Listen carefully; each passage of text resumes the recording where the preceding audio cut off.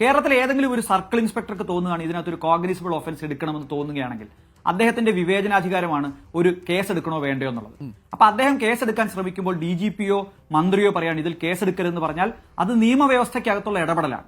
കാരണം സ്റ്റാറ്റ്യൂട്ട് കൊടുത്തിരിക്കുന്ന ഒരു അധികാരം മന്ത്രിസഭയ്ക്കോ മന്ത്രിമാർക്കോ സർക്കാരിനോ അല്ല, അത് ഒരു പബ്ലിക് ഇൻഫർമേഷൻ ഓഫീസർക്കാണ്. ഇവിടെ വിവരാവകാശ നിയമപ്രകാരം CRPC പ്രകാരം അത് കൊടുത്തിരിക്കുന്ന ഒരു പോലീസ് ഓഫീസർക്കാണ്. അപ്പൊ ഇവർ ചെയ്യേണ്ട പണിയെ അവർക്ക് മുകളിൽ മറ്റ് ചില അധികാരങ്ങളുള്ളൂ. അവരെ നിയമിക്കുകയും ട്രാൻസ്ഫർ ചെയ്യാൻ കഴിയുകയും ഒക്കെ ഉള്ള അധികാരമുള്ള സർക്കാർ അതിനകത്ത് ഇടപെടുന്നുണ്ടെങ്കിൽ അത് നിയമവ്യവസ്ഥയ്ക്കകത്തുള്ള ഇടപെടലാണ്. അത് നമുക്ക് പരിചയമുള്ള തരം ഇടപെടലാണ്. നേരത്തെ പലപ്പോഴും ഇത്തരം ഇടപെടൽ നടത്തുമ്പോൾ നമ്മൾ വിചാരിക്കും സർക്കാരാണല്ലോ മുകളിൽ. അതല്ല, സ്റ്റാറ്റ്യൂട്ട് പ്രവർത്തിക്കുന്നത് സ്റ്റാറ്റ്യൂട്ടറി സ്കീമിനകത്താണ്. പുറത്തു വരാം എന്ന് പറഞ്ഞ 97 മുതൽ 108 വരെയുള്ള പാരഗ്രാഫുകൾ വെട്ടിയത് ആരാണ് എന്നതിനെ പറ്റിയുള്ള അന്വേഷണം വാസ്തവത്തിൽ മറ്റാരെങ്കിലും, അതായത് ഇൻഫർമേഷൻ ഓഫീസർ കമ്മീഷൻ ഉൾപ്പെടെയുള്ള ആരെങ്കിലും അന്വേഷിക്കേണ്ടതാണ്.